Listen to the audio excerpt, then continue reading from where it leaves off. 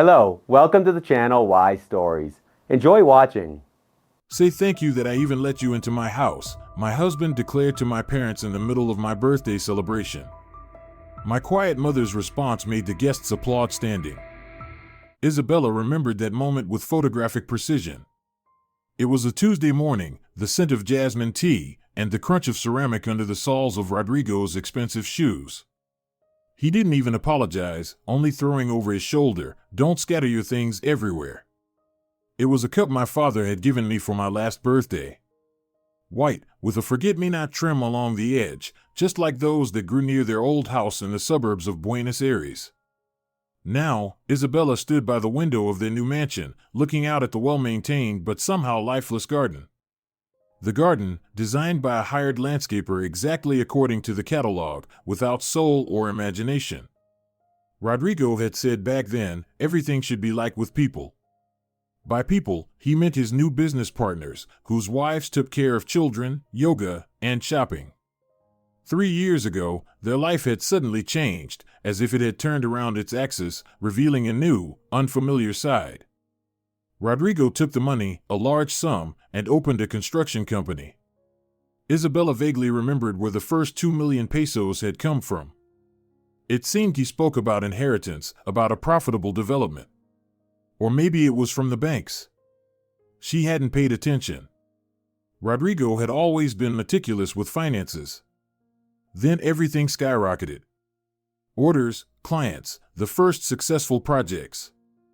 The team grew to 20 people. Rodrigo started coming home late. He smelled of expensive whiskey and unfamiliar perfumes. He explained it as business meetings, and Isabella believed him because she wanted to. New suits, watches, a car, connections. With every new symbol of success, the old Rodrigo, the engineer with the worn-out briefcase who used to sing songs to her on the La Plata waterfront and remembered the date of their first meeting, disappeared more and more. "Are you just going to stare out the window?" Her husband's voice pulled her out of her thoughts. "Did you buy everything for your party?" Isabella turned around. Rodrigo was standing in the doorway, leaning against the frame. Fresh, expensive, well-groomed. "Yes, almost everything is ready," she replied, feeling tense inside. "Just the cake left." "Who's on the guest list?" Rodrigo walked into the room and sat down in an armchair. "I hope you remember our conversation." Isabella sighed. She had been preparing for this day for weeks, trying to make it special despite Rodrigo's constant jabs. 35 years, it's not a round number, he said. Celebrating every year is bourgeois. Only anniversaries.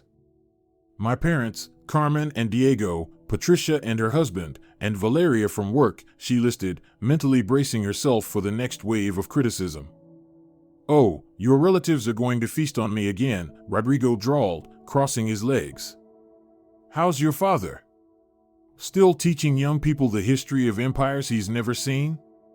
He snorted. He should have at least gone to Machu Picchu, since he's such a fan of antiquities. Instead, he lectures about Inca culture but hasn't gotten farther than the local library. Isabella felt her cheeks redden. Her father had indeed been teaching history at school for 30 years.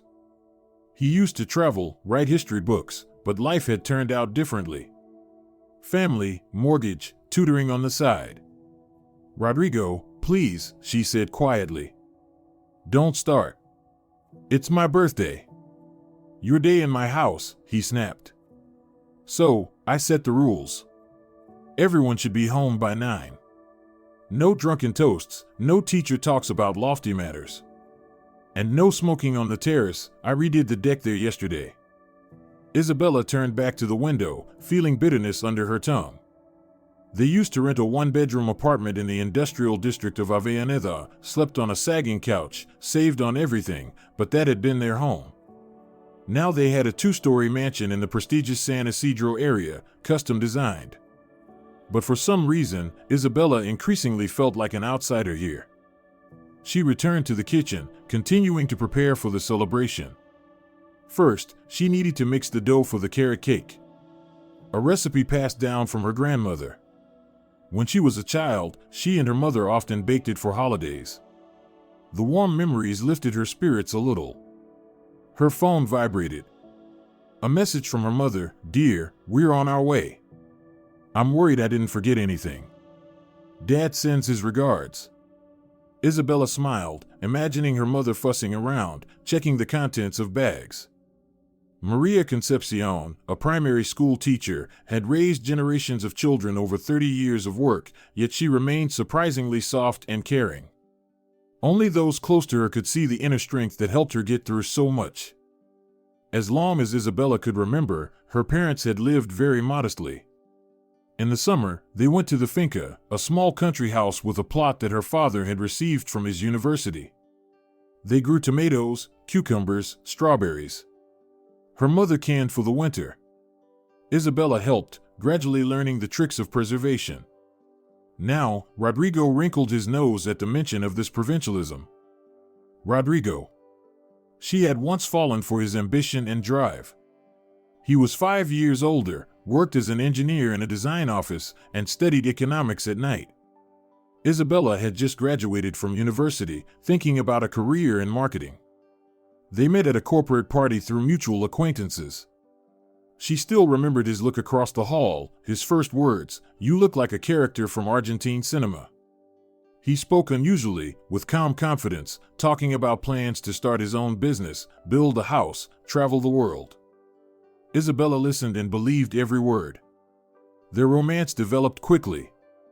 6 months later, they moved in together, and a year after that, they got married. A modest wedding with close family, everything they could afford. Her parents gave them a week-long trip to Bariloche, spending money they had saved for repairs. Now, mixing the cake batter, Isabella recalled their wedding. Her parents' happy faces, her father's sincere toast, their first dance. Who would have thought that 7 years later, Rodrigo would speak contemptuously of teachers, and her life would become a constant struggle to stay true to herself? Her phone vibrated again, but this time it was Rodrigo's phone, left on the kitchen table. The name Katerina flashed on the screen and disappeared. Isabella pretended not to notice. When had Rodrigo's attitude changed? It was hard to pinpoint an exact date or event. It happened gradually, like sand slowly filling an empty dune. First, came remarks about her wardrobe: "A businessman's wife can't dress like that." Then dissatisfaction with her friends: "These losers are dragging you down." Later, he started criticizing her parents. In truth, Rodrigo had always looked down on her parents a bit, but in the early years of their marriage, he hid it. Now, feeling successful, he seemed to have let go. Every visit from her father and mother became a demonstration of his superiority. Most of the harsh remarks were aimed at her father, the failure in Rodrigo's eyes, a man who couldn't provide for his family, scraping by on a meager salary. As she mixed the dough, Isabella remembered the evening 6 months ago when Rodrigo, speaking to the guests, reprimanded her father for discussing the political situation. "Don't make me laugh with your university theories. You can't even repair your own finca," he had said. Her father had stayed silent, only the muscles in his jaw tensing. Later, her mother called and quietly asked, "Maybe we should not visit for a while? It's hard for your father." But Isabella had insisted on their visit today. After all, 35 years was a milestone, and she missed them so much. The cake went into the oven. Isabella began slicing vegetables for the salad when Rodrigo entered the kitchen again. He was already in his suit, evidently preparing to leave. "Where are you going?" Isabella asked, trying to keep her voice neutral. "I have things to do," he waved off. "I'll return to the guests later or a bit after. Anyway, make sure everything is ready and beautifully served. I don't want to be embarrassed in front of people." "In front of what people?" Isabella wanted to ask. "It's my celebration, my friends, and my family." But instead, she kept silent. Rodrigo picked up his phone from the table, looked at the screen. Isabella noticed his shoulders tense. "What?" he asked, catching her glance. "Nothing." Isabella returned to the cutting board. "Just wondering if I'll manage to prepare everything." Rodrigo paused for a moment, as if he wanted to say something, but changed his mind. "Don't forget to change the sheets in the guest room," he called as he walked out the door. "I need fresh sheets when I come back." When the front door slammed, Isabella exhaled and leaned against the countertop. She felt like crying. But there were no tears. Only emptiness and a strange numbness inside. The light from the kitchen's panoramic window fell on her hands, highlighting the wrinkles at the base of her fingers and the redness from cleaning products. She felt as though she was aging too quickly. The girl in the mirror no longer looked like the one Rodrigo used to compare to Argentine actresses. Maybe that was the problem? Maybe it was her fault for not taking better care of herself? Rodrigo often mentioned this. The wives of his business partners took care of themselves, didn't work, and dedicated themselves entirely to their families. On the other hand, Rodrigo had insisted she quit her previous job at a well-known advertising agency. It's not respectable for the wife of a construction company owner to do such nonsense. The new position in the marketing department of his own firm seemed like a whim, and he constantly reminded her that she didn't even earn money for her own expenses. The phone rang again. This time, it was her friend Carmen. "Hi, darling. How are you? Is everything ready for the evening?" Carmen's voice sounded upbeat and energetic. "Almost," Isabella replied, trying to keep her voice steady. "The cake is still baking, and I'm chopping the salads." "Listen," Carmen's voice had a slightly apologetic tone. "We have a small problem. Diego's call from work is urgent. We might be about 40 minutes late." "No problem, of course," Isabella hurried to reassure her. "Come when you can." After the call, she returned to the preparations with renewed energy. She tidied the living room, laid out a crisp white tablecloth, set the table, and arranged canapes on a large silver platter, a gift from Rodrigo last Christmas, so everything would be like the people do. The carrot cake came out fluffy and fragrant, with snow-white frosting. This was the cake she and her mother had baked for every one of Isabella's birthdays since she turned 6. Her mother said the secret to the special taste was a pinch of cardamom and homemade vanilla sugar. Isabella still followed the exact recipe. She placed the cake in the center of the table and adjusted the flowers in the vase. Everything was ready. Only a change of clothes remained. In the bedroom, Isabella stood for a long time before the open wardrobe. Her eyes fell on the blue dress she had bought before marriage, simple but elegant. She didn't like it anymore. Rodrigo had called it teacher-like, but today, she wanted to wear it. Some small, quiet revolution. After dressing and styling her hair, Isabella looked at herself in the mirror. Did she look like the girl Rodrigo had once admired? Probably not. The wrinkles around her eyes had become more noticeable. There were the first gray strands in her hair. But it wasn't just about age. Something had changed in her eyes. The glow, the confidence that had once attracted him, was gone. The doorbell interrupted her thoughts. The first guests.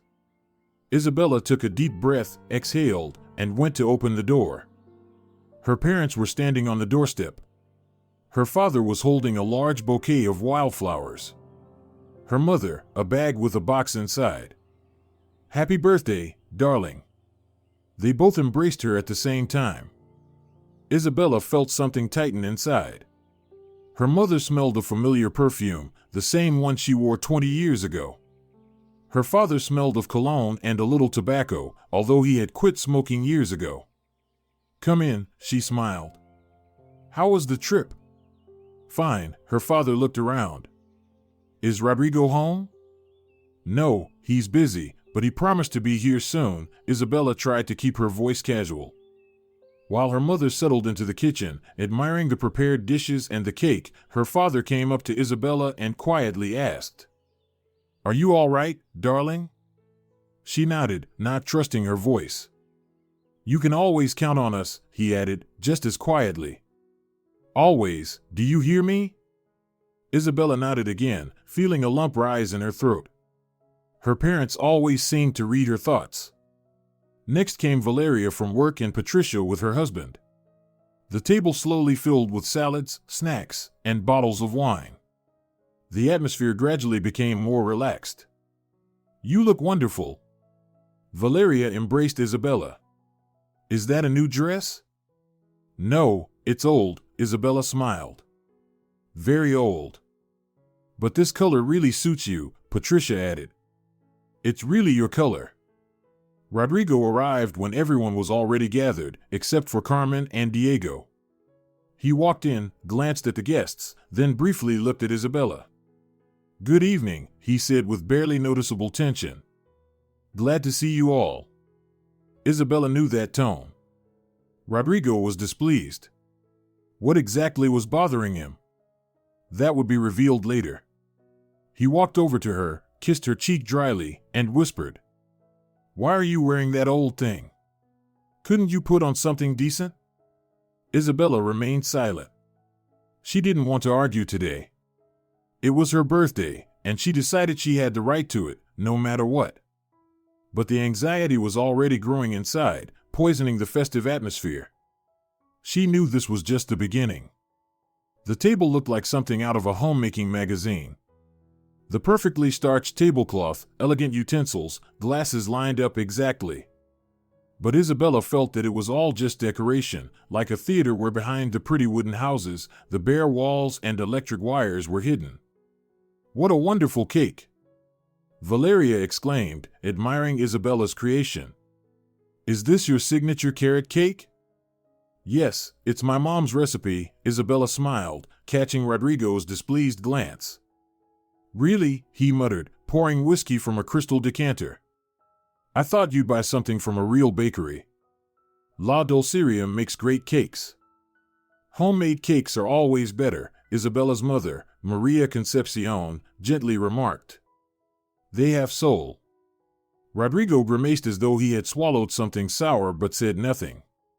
Instead, he turned to Patricia's husband, Miguel, a successful lawyer, who, unlike the other guests, was considered a good conversationalist. How's your new business? I heard you're representing Grupo Mercurio? Miguel perked up. Yeah, it's an interesting case. An arbitration process. Isabella breathed a sigh of relief. While the men dove into a business conversation, the women gathered around her, asking about the cake recipe and complimenting the table setting. The doorbell announced the arrival of the last guests. Carmen and Diego appeared, slightly out of breath, with a large bouquet and a gift bag. Sorry for being late. Carmen hugged Isabella and whispered in her ear, Is everything okay? You look tense. All good, Isabella whispered back. Just the usual preparations. But Carmen, her friend since school, knew her too well. She briefly squeezed Isabella's hand and quietly added, I'm here. If you need anything, wink 3 times, and we'll arrange an emergency plan. I'm here. If anything, just wink 3 times, and we'll arrange an emergency evacuation.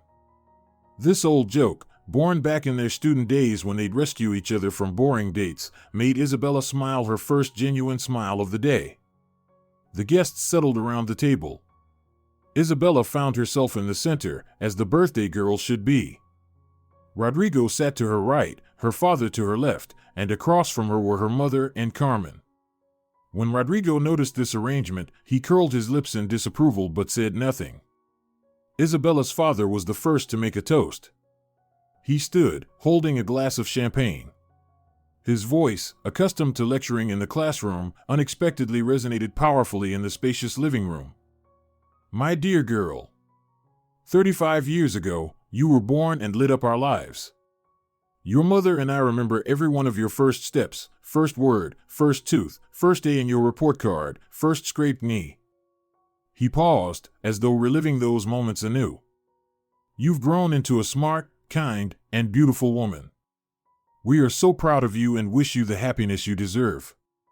Love to warm your heart and the strength to overcome any obstacles. Happy birthday, my dear. The guests applauded. Isabella felt tears welling up in her eyes. She stood to hug her father, but Rodrigo beat her to it, loudly saying, Beautiful toast, Don Eduardo. Although you're a humanities guy, you sure know how to speak, he smirked, almost as if complimenting him. It's just a shame that Isabella hasn't lived up to all your hopes. She could have achieved something, but instead, he waved his hand vaguely. She just sits on my neck. A tense silence fell over the room. Isabella froze, unsure of how to react. This was too much, even for Rodrigo, to humiliate her on her birthday, in front of everyone. Rodrigo, darling, Maria Concepcion gently intervened. Isabella handles work in the household just fine. Most importantly, she's a good person. Isn't that the most important thing? A good person isn't a profession, Rodrigo retorted, pouring himself more whiskey. In our time, you need to be a shark to achieve anything. Your daughter is too soft. Isabella saw her father's shoulders tense, his fists clench, but he held himself together, only his jaw working with tension. Shall we drink? Patricia tried to diffuse the tension. To Isabella and her day. Everyone raised their glasses with relief. Rodrigo raised his too, but before drinking, he glanced at his watch and snorted loudly. Let's not drag this out. I think we all have things to do tomorrow. Isabella noticed Carmen, sitting across from her, arch an eyebrow and throw her a questioning glance. But what could Isabella say? That her husband had turned into a monster? That he was dictating the end time of her own birthday like it was a business meeting? After the toast, the conversation at the table split into several groups. The men discussed the latest news in the construction industry. The women shared their thoughts on a recent TV series. Isabella moved from one conversation to the next, trying to keep the discussions going, not noticing her husband's disapproving glares.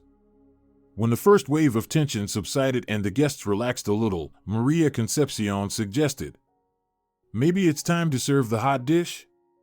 Isabella, should we do it together?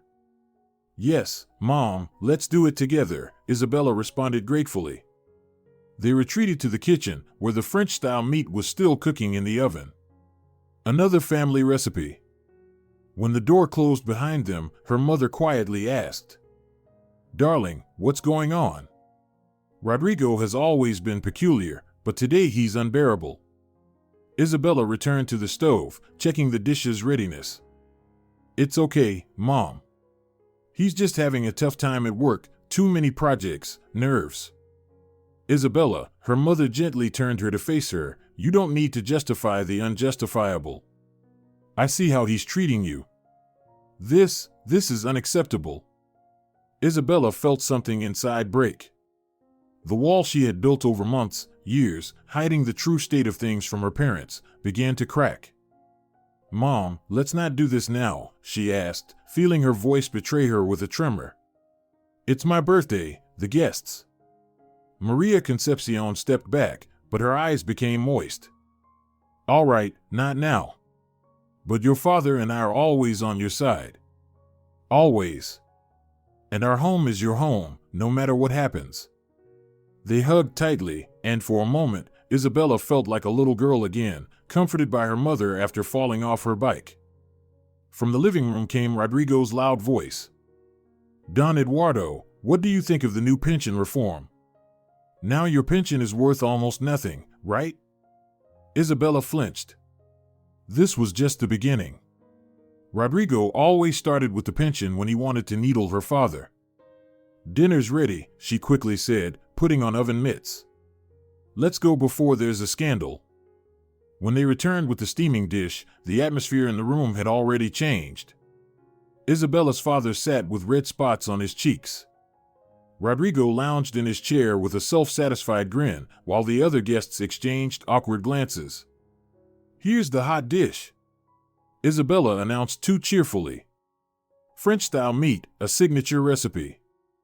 French-style? Rodrigo raised an eyebrow. It looks like a regular peasant casserole. But I guess for a teacher's family, it's probably the height of culinary art. Diego, Carmen's husband, unexpectedly intervened. It looks amazing and smells divine. Isabella, you're a true kitchen wizard. Really, it looks delicious, Valeria added. Rodrigo grimaced, as if swallowing something sour, but took a portion and began eating, dramatically glancing at his watch. Isabella noticed how her mother subtly squeezed her father's hand, comforting him. This gesture, so familiar from childhood, evoked a strange feeling. How many times had she seen her parents communicate with each other without words, just by touch? Wasn't that what relationships were supposed to be like? The dinner proceeded in a strange atmosphere. The guests tried to keep casual conversations going. Rodrigo occasionally made biting remarks, and Isabella's parents bravely endured, trying not to react. Isabella was torn between wanting to stand up for her parents and fearing to anger her husband even more. As the time neared 9, Rodrigo's self-imposed end time, the tension grew. Isabella noticed Carmen throwing anxious glances at her and at the clock. "Maybe it's time to cut the cake?" Isabella suggested when they were done with the hot dish. "Oh yes, the cake." Valeria perked up. "I've been eyeing it all evening." Isabella began cutting the cake, placing pieces on dessert plates. When she served Rodrigo a slice, he grimaced. "You know I don't like carrot cake." "But it's my birthday," Isabella quietly remarked. "And I've always made carrot cake." "Which is why you're paying for it," Rodrigo smirked. "Family traditions get in the way of common sense." Isabella saw her father's lips tighten, her mother's eyes darken, but they both remained silent again. The sound of clinking glasses and awkward congratulations drowned out the tension.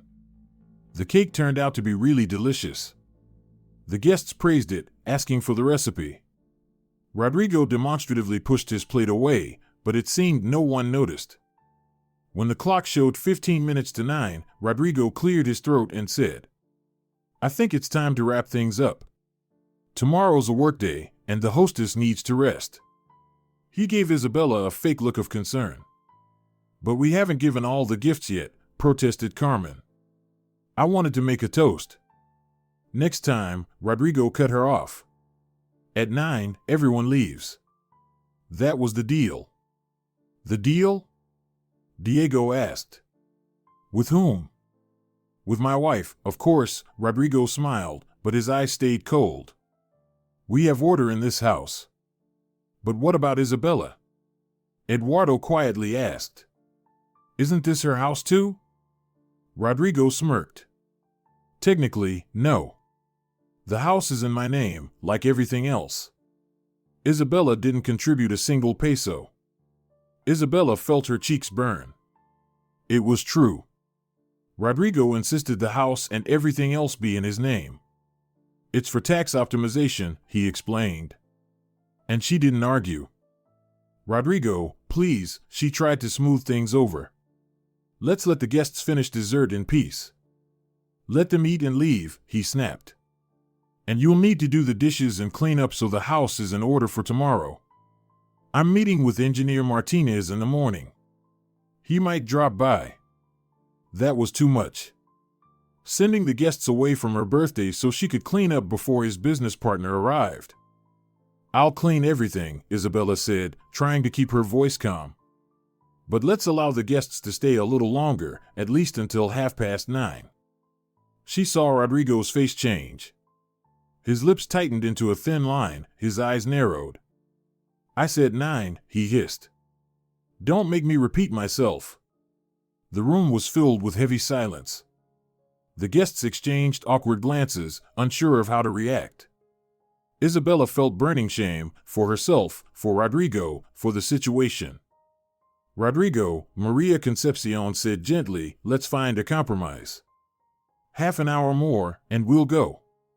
I promise I'll help Isabella clean up so she won't have to do it late at night." "Compromise?" Rodrigo let out a short laugh. "In my house? With you?" He stood up, towering over the table, and suddenly his face changed. It became almost friendly. "All right," he said, surprisingly amicably. "Since you all insist, so be it. Stay a little longer, but I have, unfortunately, a business call to take. I'll go to the office and answer." With those words, he left the living room. Isabella watched him leave, not believing the sudden change. It wasn't like Rodrigo to give in. "What's wrong with him?" Carmen whispered, leaning closer. "It's like he's been replaced." "I don't know," Isabella honestly replied. Maybe it really is an important call. But inside, her anxiety grew. She knew her husband. He didn't back down so easily, especially when it came to his dominance. 5 minutes later, Rodrigo returned, calm and even a little cheerful, sat down at the table, and poured himself more whiskey. Well, since we have an unscheduled timeout, maybe we should make use of it. He turned to Eduardo. Tell me, how's your finca? Still got a leaky roof? Isabella's father tensed. No, we did some repairs last year. Repairs? Rodrigo feigned surprise. On a teacher's salary? Impressive. You must have had to tighten your belts. Rodrigo, Isabella couldn't take it anymore. Please, don't start. What's wrong with asking? He made an innocent face. Just curious about the relatives. Especially since it's a nice plot near the city. You can't find such things now. Isabella noticed her parents exchanging looks. There was something in their gazes. Worry? Concern? The finca is just a finca, her father replied. Small. The house is old. It's enough for us. Ever thought about selling? Rodrigo casually inquired. You could get good money for it now. Buy a bigger apartment or go on vacation to Spain, for example. Maria Concepcion turned pale. No, we're not selling the finca. Never. Why never? Rodrigo leaned forward. Such categorical statements usually mean something's wrong with the documents or with the source of funds for the purchase. Eduardo straightened abruptly. Rodrigo, what are these insinuations? The finca was acquired from the university in the 80s. It was legally privatized. Everything is clean. Of course, Rodrigo waved him off. I just meant it's good to have a financial cushion in our tough world, especially for people of a certain age. Isabella saw her mother tense up, her father's fists clench. Something wasn't right here, something she didn't know. Carmen, sensing the tension, tried to change the subject. By the way, speaking of finances. Isabella, remember how we worked as promoters in college? We handed out flyers in the subway. I remember, Isabella gratefully responded. We froze in the winter, but at least we had enough for movie tickets and even pizza. I remember how you came home after your first paycheck. Maria Concepcion unexpectedly joined in, clearly relieved by the change of subject. So proud. And you gave half of it to us, saying it was for groceries. Really? Rodrigo piped up again. I didn't know my wife was so generous.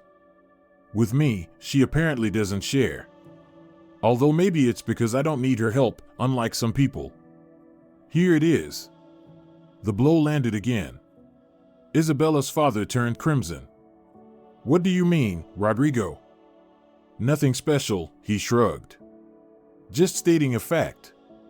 Your daughter has always been caring when it came to you. Not that I'm complaining, I have enough money to support my family. I'm just curious how that upbringing has affected her character. Always helping others, even at her own expense. I think that's a wonderful trait, Maria Concepcion said quietly. Caring for loved ones. Of course, Rodrigo smirked. Especially if the loved ones know how to take advantage of that care. Coming to visit with empty hands, but leaving with full bags of groceries. Isabella's mother flinched, as if slapped. We never. Rodrigo, enough. Isabella couldn't take it anymore. She rarely raised her voice, but she couldn't hold back now. If you have an issue with me, talk to me. Don't insult my parents. A sharp silence filled the room. The guests froze. No one expected the quiet, always composed Isabella to explode like this. Rodrigo slowly turned toward her, and his eyes darkened. Don't tell me what to do in my house. This is our house, Isabella retorted, feeling her heart race. And today is my birthday. I won't let you humiliate my parents. You won't? Rodrigo let out a short laugh. What can you do? You're nobody here without me. Who's paying for this house? This food? Your clothes? He waved his hand around the living room. It's all mine. And so are you. Eduardo stood up abruptly. Enough. Isabella, gather your things. You're coming with us. Where to? Rodrigo narrowed his eyes. To our home, her father replied firmly. I won't allow my daughter to be treated this way. Rodrigo leaned back in his chair and suddenly laughed, loudly and unpleasantly. Fantastic. A history teacher trying to boss around a successful businessman. And do you know, Don Eduardo, that in the Inca Empire, which you love so much, someone with your profession wasn't even allowed to be in the same room as a noble? In the Inca Empire, people like you, Rodrigo, were called nouveau riche, Eduardo replied calmly, and they were looked down upon, despite their wealth. Isabella saw Rodrigo's jaw muscles clench. He was furious but still holding back. How sweet, a history lesson at the dinner table, he continued. But let me remind you of a fact from modern life. Isabella is my wife, and she's not going anywhere. That's for her to decide, Maria Concepcion said quietly. All eyes turned to Isabella. She stood, feeling her knees shaking. Just an hour ago, she thought she could get through the evening without any disasters, but now everything was falling apart before her eyes. She started, but Rodrigo cut her off. Don't make people laugh, Isabella. His voice became soft, dangerous.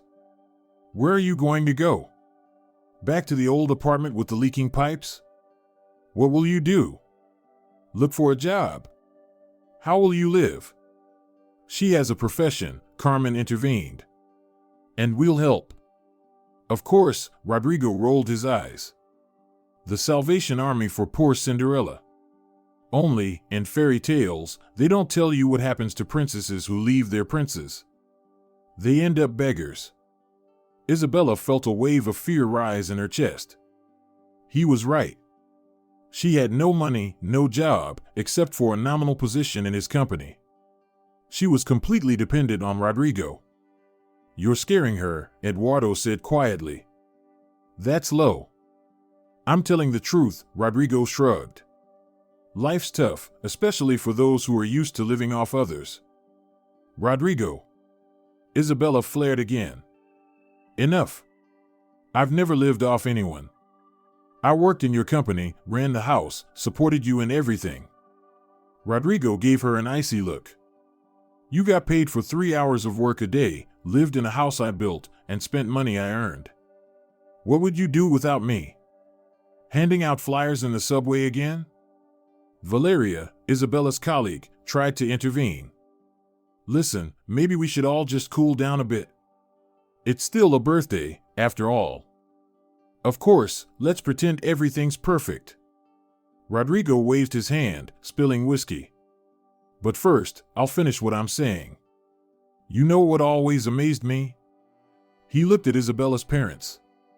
How did you manage to raise a daughter who's so impractical? Maria Concepcion slowly stood up. Her shoulders were straight, and there was a strange gleam in her eyes that Isabella had never seen before. You know what's always amazed me, Rodrigo? Maria Concepcion said. How did you manage to turn from an ordinary engineer into such an arrogant person? Isabella held her breath. Her mother had never been harsh, always a model of restraint. Arrogant? Rodrigo smirked. I just know my worth. And people like you are used to settling for crumbs and call it dignity. True dignity has no price, Maria Concepcion replied calmly. And wealth doesn't add to it.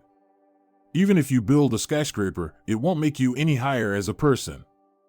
Rodrigo narrowed his eyes. The philosophy of the poor always touches me deeply. But for some reason, you're not rushing to sell your finca, even though you could live more comfortably. Why this attachment? That's none of your business, Eduardo replied. I think it is. Rodrigo slammed his glass on the table so hard that everyone jumped. I'm entering your family, aren't I? I have the right to know about the financial situation of relatives, just in case I need to help. Isabella saw her parents exchange worried glances again. There was something more in their looks than just outrage at their son-in-law's rudeness. "We don't need your help," Eduardo said coldly. "And we never have." "Really?" Rodrigo leaned forward, his eyes flashing. "And 3 years ago, when you mortgaged that very finca to take 2 million pesos for my business? What do you call that, if not help?" Isabella froze in shock. What was he talking about? 2 million? A mortgage on the finca? She looked at her parents and saw her mother pale and her father clenching his teeth. "What are you talking about?" she asked, shifting her gaze from her parents to her husband. "You didn't know?" Rodrigo feigned surprise. "Oh, my, what secrets? Your parents never told you how they mortgaged their precious finca so I could start my business? They've kept quiet all these years." "Is that true, Don Eduardo?" Her father slowly stood up from the table. "It was a loan," he said quietly but firmly. "A business agreement between adults. We didn't want to interfere with your relationship with Isabella." "A loan?" Rodrigo laughed. "I'd call it charity, because you didn't seriously think I'd pay back that money, did you? Retired teachers lending money to a successful entrepreneur. It even sounds absurd." The room seemed to shrink around Isabella. Everything fell into place. Her parents' strange behavior, the tension when Rodrigo started talking about the finca. "You gave him the money?" she asked quietly, looking at her mother. 2 million as collateral for the finca?" Maria Concepcion nodded. "We took out a loan from the bank with the finca as collateral. Rodrigo needed the money to start his business. He promised to pay it back in a year. But I decided it was a gift," Rodrigo cheerfully finished. "An investment in the happiness of your daughter, so to speak. Just look at how we've been living." He made a sweeping gesture around the living room. "Wasn't it worth it?" Isabella felt nausea rising in her throat. All these years, she had thought their well-being was solely the result of her husband's talents and hard work. "And it turns out, you took money from my parents and didn't return it?" Her voice came out unexpectedly calm, though inside she was boiling. "Technically." Rodrigo shrugged. "I didn't take money from your parents. I took money from the bank, and your parents acted as guarantors. The bank began the collection process, and they had to pay off the loan." Maria Concepcion raised her voice for the first time. "We could have lost the finca." The guests at the table sat frozen, watching the drama unfold. No one knew how to react, whether to move or quietly leave. "Wait," Carmen raised her hand. "Am I understanding this correctly? Rodrigo took the money, didn't pay it back, and then mocked you by calling you poor?" "Great summary," Rodrigo said. "But there's one detail: it was a business agreement. I even have a paper, a loan receipt, but there's no return deadline." "So you admit that my parents are still owed money?" Isabella slowly spoke, feeling cold fury rise inside. "Technically, yes," Rodrigo smiled condescendingly. "But I thought this was a family matter, informal, so to speak. Everyone chips in for the common good, me, through my labor, ideas, organization, and them, through their modest savings." Maria Concepcion shook her head. "It wasn't savings. We mortgaged our only valuable asset. We risked losing our roof over our heads. And all for the happiness of your daughter and future dividends," Rodrigo winked. "Don't pretend to be penniless. You were hoping I'd get rich and support you for the rest of your lives." "We hoped you'd pay the debt back, as promised," Eduardo said quietly. "And we would never have brought this up if you hadn't started today." All this time, Isabella had been looking at her parents as if she was seeing them for the first time. They had given everything they had to a man they barely knew, for her happiness, and then silently endured his mockery. "Why didn't you tell me?" she asked, feeling her voice tremble. "We didn't want to put you in an awkward position," her mother answered. "We didn't want you to feel obligated or guilty. We hoped that over time, Rodrigo would pay everything back, and everything would be fine." Naive, Rodrigo laughed. "This is business, darling. The stronger one takes it all. Your parents made a bad investment because I never intended to pay back that money. Why should I? I'm already supporting their daughter, buying her clothes, feeding her, and giving her drinks. Stop. Isabella's voice rang with tension. How dare you say that after everything they did for you? And what did they do? Rodrigo spread his arms. Lent money. That was their choice. Just like their choice to stay silent for 3 years and tolerate my so-called disrespect. Eduardo slowly approached his jacket hanging on the back of a chair and pulled out a folded sheet of paper from the inner pocket. We weren't going to bring this up, he said, unfolding the paper, especially today, on our daughter's birthday. But since you started. He placed the paper on the table. Isabella saw Rodrigo's familiar large handwriting and his signature at the bottom. I, Rodrigo Santiago Castillo, have received 2 million pesos from Eduardo Morais and Maria Concepcion Valdez as an interest-free loan for the development of my business. I commit to returning the stated sum in full. The date. The signature. A simple receipt, Eduardo explained. Without a notary, without witnesses. Because we trusted you, Rodrigo. You were our daughter's husband. Rodrigo, momentarily losing his composure, stared at the paper. Then his lips stretched into a smirk. And what, do you think this paper means something? There are no return deadlines, no conditions. Any court would rule in my favor. Maybe, Eduardo agreed. But it's not about the court. It's about what kind of person you are. And what kind of person is that? Rodrigo leaned back in his chair, crossing his arms over his chest. A successful businessman who knows how to handle naive people, unlike me, who can't even live on my teacher's salary. Maria Concepcion, who had been silent until now, suddenly spoke softly, but each word resonated in the air. You know, Rodrigo, I've been teaching children for 30 years, and every year there's a boy in my class who reminds me of you. A bully who thinks the world should revolve around him, who humiliates the weak to feel important. And you know what usually comes up when you dig deeper? Fear. Deep, paralyzing fear of being nobody. Rodrigo flinched as though struck. What are you talking about? The truth, Maria Concepcion continued calmly. You're afraid that without money, without expensive things, without power over others, you simply don't exist. That's why you have to constantly prove your superiority, even if it means humiliating your wife and her parents. A silence fell over the room. Rodrigo stared at his mother-in-law as if seeing her for the first time. His face contorted with rage. You, elementary school teacher, are trying to analyze me? No, Maria Concepcion replied. I'm just saying what I see. And what I'm sure everyone here sees. Isabella looked around at the guests.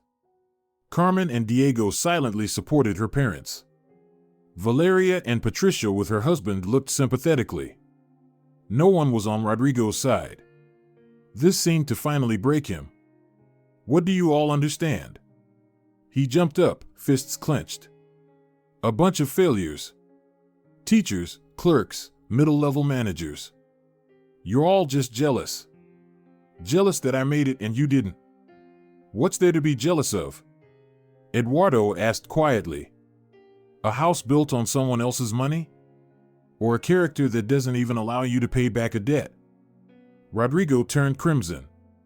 Get out of my house. All of you. Immediately. With pleasure, Carmen said, standing up. Let's go, Isabella. You're coming with us. She's not going anywhere. Rodrigo grabbed Isabella by the arm. She's my wife. Let go, Isabella said quietly but firmly. You're hurting me.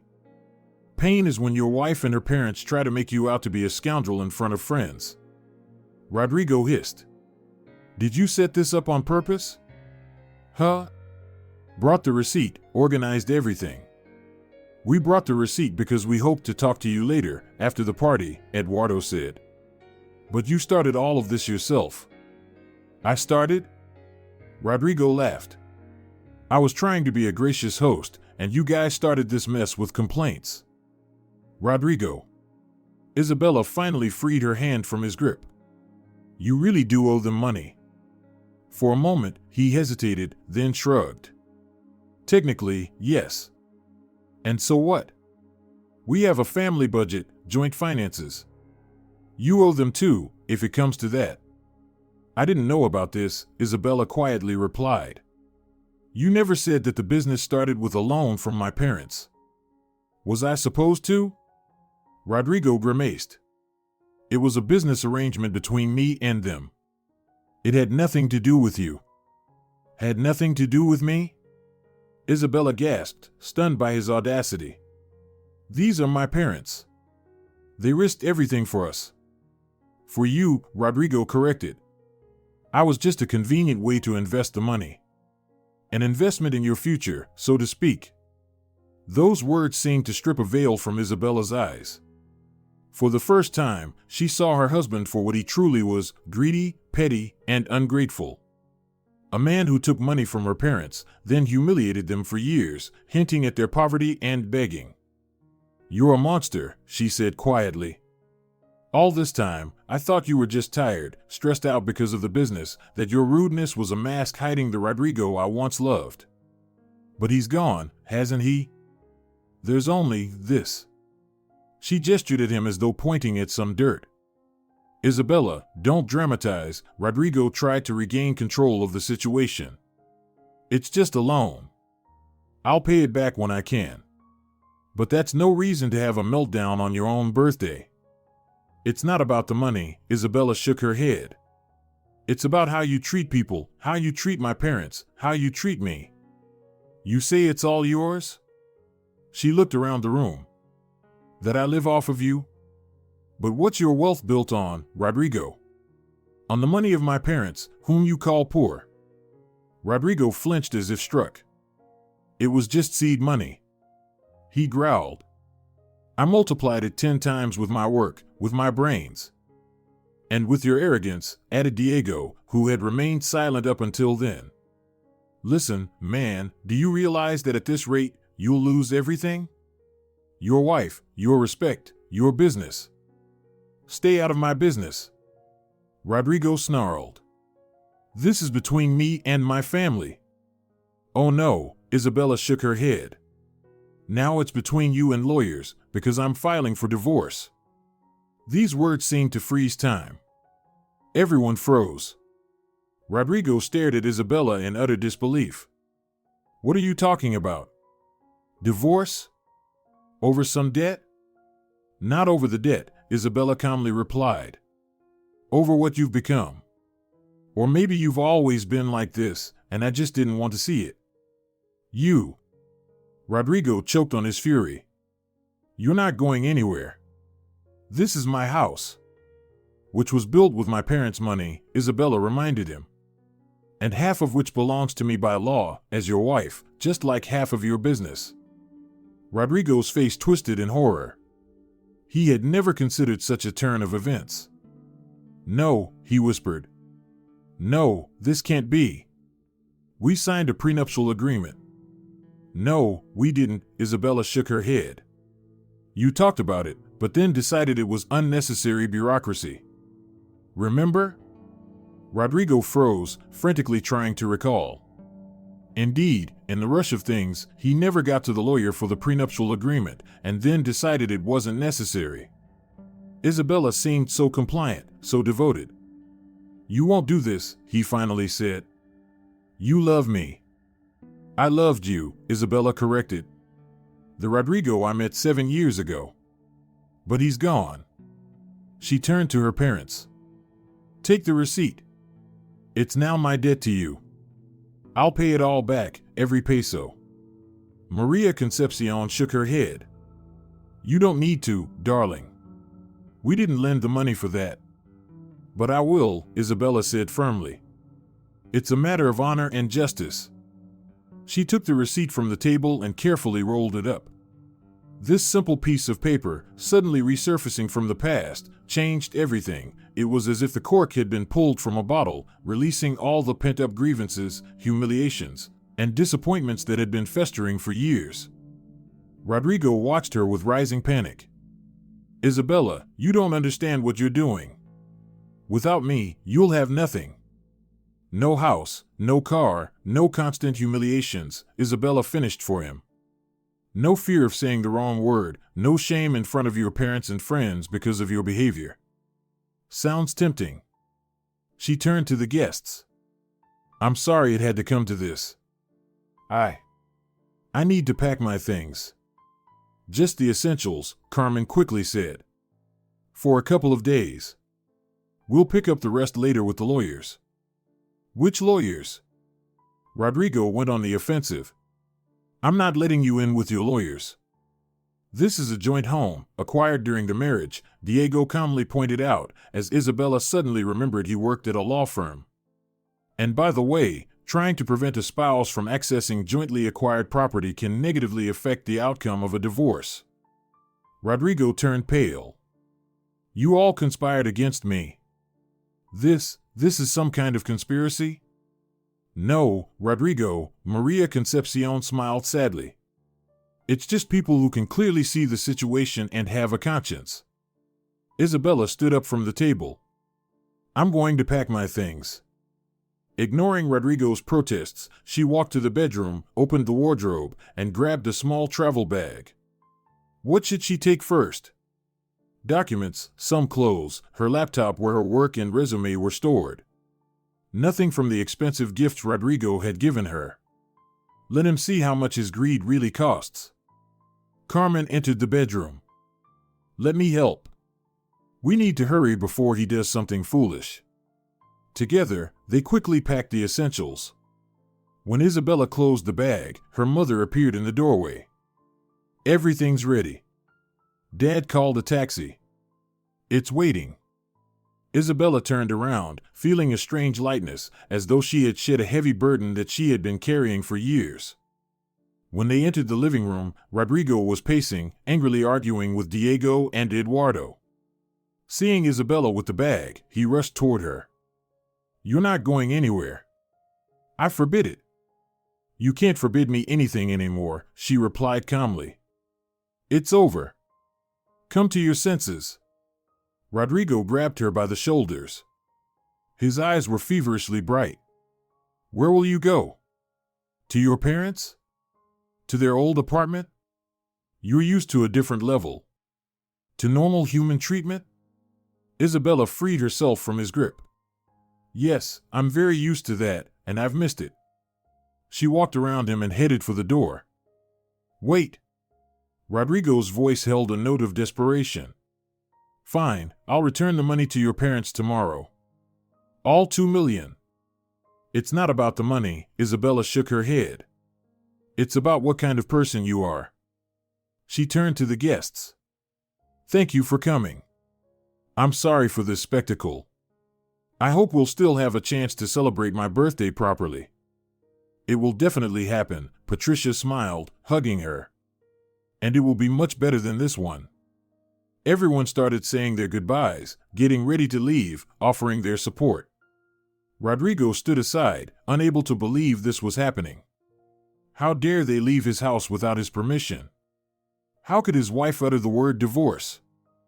As Isabella walked toward the door, he called after her. If you leave now, don't bother coming back. You'll lose everything. She turned around, and in her eyes was only regret. I've already lost everything, Rodrigo. Years, love, self-respect. But now I'm going to get it all back. As for you, you're really risking losing everything. Is that a threat? He sneered contemptuously. No, she shook her head. It's regret over what you could have been but chose not to be. With those words, she left. 2 days in her parents' apartment turned into a week into a month. Isabella was learning to live again, to breathe, to make decisions. It felt strange to wake up in her childhood room, where the walls were still adorned with posters of the bands she loved as a teenager. The first few days, she barely left the house, afraid to run into Rodrigo. He called and texted constantly, alternating between threats and pleas. When the phone rang once again, her mother silently handed her a new SIM card. I always keep a spare, just in case. Just like that, I've erased 7 years of my life, Isabella murmured, staring at the unfamiliar number on her phone. You didn't erase them, you rethought them, her father gently corrected her, handing her a cup of mate. Everything matters, even mistakes. Especially mistakes. On the third day after she left, Rodrigo showed up at the entrance to her parents' house. First with flowers, then with threats. Her father called the police, but by the time they arrived, Rodrigo was gone. The next day, a court summons arrived. Rodrigo had filed a lawsuit for the division of property, claiming that Isabella planned to unfairly take his assets. I haven't even filed for divorce, and he's already. Isabella held the paper in confusion, unsure whether to laugh or cry. He's scared, her father said simply. You've made it clear to him for the first time that you won't let him manipulate you. Of course, he panicked. The next day, they went to see a lawyer, Diego, Carmen's husband. After reviewing the documents and hearing the story, the lawyer confidently said, "By law, you are entitled to half of the jointly acquired property, the house, the car, the business, all that was acquired during the marriage. It doesn't matter whose name the property is in." "But I don't want to bankrupt him," Isabella hesitated. "I just want freedom." The lawyer smiled. "You're asking for justice. Especially with this receipt," he tapped the document Isabella had brought with her. "It legally confirms that the seed money came from your parents. We can use this as an additional argument." The court case began suddenly and progressed quickly. Rodrigo hired expensive lawyers, arguing that the business was started before the marriage, that the documents indicated otherwise, that the house was built with his personal funds, and that Isabella had no right to claim any assets because she didn't work and didn't contribute to the family budget. At the second hearing, Isabella's lawyer presented the loan receipt and witness testimony from her parents that their money was the foundation of Rodrigo's wealth. The judge, an older woman with a sharp gaze, carefully studied the documents. "It's strange that you're trying to deny the obvious, Mr. Castillo," she remarked, looking over her glasses at Rodrigo. "Here's your signature on the receipt for the 2 million pesos from your wife's parents." It was a personal loan, not related to the business. Rodrigo's lawyer attempted to object. "The receipt clearly states, for business development," Isabella's lawyer countered. "And even if the purpose wasn't stated, this money effectively became the seed capital for the company created during the marriage. That means the business is jointly acquired property." Rodrigo sat there, reddening from rage and humiliation. His perfect world, where he was the master and ruler of all, was crumbling before his eyes. 2 weeks later, the court made its ruling. The property was divided equally. Isabella received 50% of the business, half the value of the house, and half the value of the car. Upon hearing the decision, Rodrigo ran out of the courtroom without saying a word. "What now?" Isabella asked her lawyer as they walked down the hallway of the court. "Now we have the enforcement order. We can demand the actual division of assets. Either sell the business, pay the money, or buy out Rodrigo's share. If he refuses, we'll go through the bailiffs. But believe me, it's in his best interest to settle peacefully, or the business will just stop." That evening, Rodrigo's lawyer called and suggested they meet to discuss the terms of a settlement agreement. The meeting was set for the next day at a cafe in the city center. Isabella arrived with Diego, who had volunteered to accompany her for moral support. Rodrigo came with 2 lawyers. He had changed a lot in these weeks. He looked gaunt, there were streaks of gray at his temples. Dark circles were under his eyes. "You look awful," Diego remarked. "And you're still sticking your nose in things that don't concern you," Rodrigo snapped, sitting down across from Isabella. "Let's get to the point. What do you want?" "My lawful share," she replied calmly.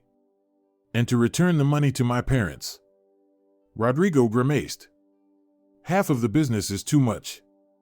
You have no idea how much work I've put into it." "You created it with my parents' money," Isabella reminded him. "And I'm entitled to my share. This is non-negotiable." The senior lawyer intervened. "Mrs. Castillo, you understand that managing a construction company requires certain skills and connections. Your involvement could lead to contract cancellations and a decrease in the value of the business." "I'm not planning to interfere in the management," Isabella replied. I'm going to sell my share. The question is, to whom? Rodrigo tensed. What do you mean? There are two options, Isabella explained calmly. Either you buy my share at market value, or I sell it to your competitor. I already have a few offers from buyers. It was a bluff, but Rodrigo didn't know that. His face twisted in rage. You wouldn't dare. Why not? She calmly took a sip of coffee. It's my asset. I have the right to dispose of it as I see fit. But you don't know anything about business. How will you value your share? How will you find a buyer? Oh, believe me, buyers will be found, Diego intervened. Constructora Palermo will be very interested. They've been wanting to enter your market for a long time. Rodrigo turned pale. Constructora Palermo was his main competitor, with whom he had a complicated relationship. If they got a share in his company. Fine, he muttered. I'll buy your share. But at a fair price, not the crazy numbers the court decided. The court has already determined the price, Isabella reminded him, and I don't see any reason to deviate from its decision. The negotiations continued for several hours. In the end, Rodrigo agreed to buy Isabella's share in the business at the price specified in the court ruling, plus pay off the debt to her parents with interest for 3 years. The total amount was substantial, almost 15 million pesos. I'll need time to raise that amount, Rodrigo said once all the terms were agreed upon. I'll have to sell the house. Those are your problems, Isabella shrugged. You have a month. After that, I'll start negotiations with Constructora Palermo. When they were leaving the cafe, Rodrigo suddenly called out to her. Isabella, wait, can we talk alone? She hesitated, but Diego assured her that he would wait by the car, and she agreed. What do you want? She asked when they were alone. Why are you doing this? There was genuine bewilderment in his voice. We were happy. We had a house, status, money. We didn't have respect, Isabella replied quietly. Not from you towards me, nor from me towards myself. And no amount of money can replace that. I can change. A pleading look appeared in his eyes. I've realized my mistakes. Let's try again. I'll be different, I promise. Isabella shook her head. No, Rodrigo. What you call mistakes, they aren't mistakes. It's who you are. You won't change. Are you really willing to destroy the family over some hurtful words? His tone became accusatory again. Just because I was straightforward with your parents? Straightforward? Isabella even laughed at his phrasing. You humiliated them for years, mocked their position, called them poor. And all the while, you lived off the money they gave you. I'll return that money. Rodrigo exclaimed. With interest, like we agreed. It's not about the money, Isabella wearily repeated. It's about the kind of person you are. And I'm grateful to fate that I realized this before we had children. She turned to leave, but he grabbed her hand. You'll regret this. Without me, you're nothing. Isabella calmly freed her hand. I already regret the 7 years I spent with someone who never learned to appreciate others. Goodbye, Rodrigo. Over the next month, Isabella, having received her share from the sale of the house and the business buyout, rented a small apartment and began looking for work. She returned the money that Rodrigo owed her parents, despite their protests. This isn't your debt, her father said. You shouldn't have to pay for it. It's a matter of principle, Isabella insisted. Now we're finally square. With the financial cushion from the sale of her business share, she had the opportunity to take her time finding a job and choose something she truly liked. After much thought, Isabella decided to return to marketing, but this time in an agency that specializes in promoting small businesses. I have experience and understanding of how business works from the inside, she explained to her parents and friends. Plus, I know what it's like to start from scratch. She rented a small office, found her first clients among Carmen and Diego's acquaintances. The business began to grow slowly but surely. The first year brought difficulties and disappointments, but Isabella didn't give up. Meanwhile, Rodrigo's affairs were going from bad to worse. Having lost part of his assets after the divorce, he tried to recover quickly by taking large loans and entering into dubious partnerships. One of his projects failed, leaving him with enormous debts. Banks began demanding repayment, and his partners asked for compensation. One day, almost a year after their divorce, Isabella accidentally met a mutual acquaintance who told her that Rodrigo had sold his last assets and property to pay off his debts, but it wasn't enough. Now he was living with his mother in a one-room apartment and trying to find a job, but his reputation in the construction business was irreparably damaged. They say he's having mental health problems, the acquaintance added. Outbursts, fits of rage. Recently, they had to take him to the hospital after he caused a scene at a bank, demanding a loan restructuring. Isabella listened with mixed feelings. On one hand, she didn't wish Rodrigo harm, but on the other hand, she understood that these were the natural consequences of his character and actions. 2 weeks after this conversation, she received a call from an unfamiliar woman who introduced herself as a doctor from a psychiatric clinic. "Are you Isabella Castillo? Rodrigo Castillo's ex-wife?" "Yes," Isabella replied tensely. "What happened?" "Your ex-husband is here after a suicide attempt. He's in stable condition, but he will need treatment. His phone listed your number as an emergency contact." Isabella was silent, not knowing what to say. "Could you come?" The doctor continued. "It would help him to see someone close." "We haven't been close for a long time," Isabella answered quietly. "I don't think my presence will help him." "I understand," the doctor's voice held no judgment. "Perhaps you know other relatives we could notify?" His mother, Isabella, gave the phone number of her former mother-in-law, with whom she hadn't spoken since the divorce. After the call, Isabella sat for a long time in her office, looking out the window. Over the past year, she had reevaluated a lot.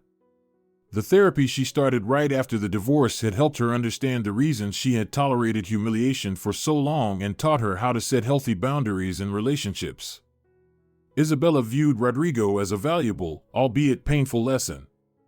She did not feel hatred towards her ex-husband, only regret for what he could have become if he had chosen a different path.